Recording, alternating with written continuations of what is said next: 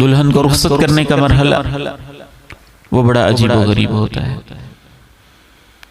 और उसमें खुसूसन बाज लोगों के यहाँ पता नहीं क्या तसव्वुर अजीब व गरीब होता है। मैंने एक जगह निकाह पढ़ाया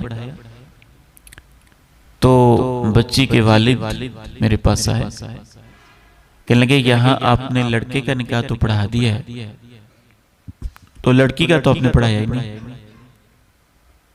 मैंने कहा क्या मतलब? लड़के का निकाह मैंने उसके साथ ही पढ़ा दिया। जब लड़के का निकाह पढ़ाया है तो इस बच्ची के साथ ही पढ़ाया है ना। कहते नहीं जी हमारे रिश्तेदार ऐसे हैं वो मानेंगे नहीं। अब आपने लड़के का निकाह पढ़ाया है तो आप अंदर आए और लड़की के पास बैठ के उसका निकाह भी पढ़ाएं। ये भी अजीब रस्म है।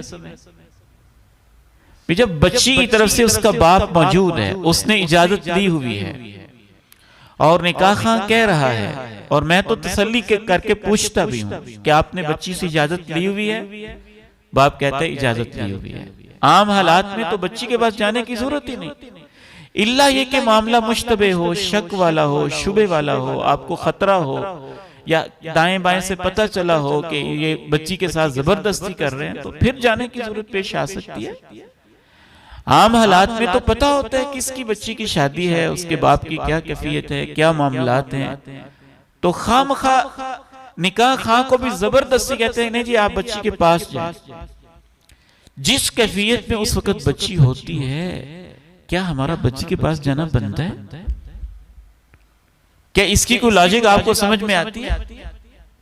हमें बाप पे इत्मीनान होना चाहिए, बाप पे तसल्ली होनी चाहिए। जब बाप मौजूद है, वो कह रहे, हम उससे पूछ रहे हैं कि बच्ची से आपने इजाजत ली हुई है, तो इतना काफी है। तो बास जाहिल लोग ऐसे भी होते हैं, वो कहते हैं निकाह तो हुआ ही नहीं, ये तो लड़के का हुआ है, लड़की का अलहदा जाके पूरा निकाह कहते हैं पढ़ाएं। यानी ये खुद मेरे साथ एक जगह ऐसा हादसा हुआ कि उन्होंने बड़ा इसरार किया कि लड़की का भी आप उसके पास जाके पास बैठ के अलहदा निकाह पढ़ाएं। निकाह खां आलिम दीन उस लड़की के लिए गैर महरम है, वो नहीं जा सकता मजबूरी के बगैर। मजबूरी हो तो मामला और है।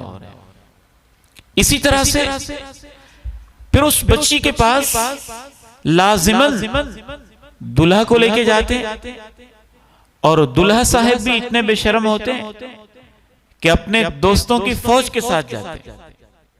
जो उसके लुच्चे लफंगे दोस्त हैं वो भी साथ, और सारे गैर महरम हैं। और फिर लाजिमन उसने उसके पास पहुंचना है, और वहां बच्ची भी अकेली नहीं, उसकी सहेलियां भी वहां सारी इकट्ठी हैं।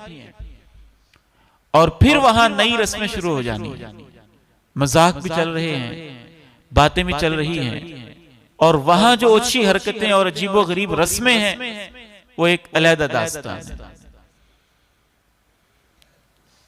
सादा फितरी सी बात है, अगर तो बच्ची एक अलहदा जगह पे है, आपने पर्दे का इंतजाम किया हुआ है, तो दूल्हा उसको ला सकता है।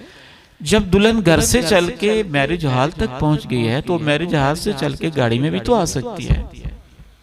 उसके लिए क्या मजबूरी है कि लाजिमन दूल्हा अपने इतने सारे दोस्तों के साथ वहां पहुंचेगा और पर्दे का इंतजाम भी नहीं है, और पर्दादार घर भी उस दिन में लाजिमन उनका पर्दा भी उतरेगा।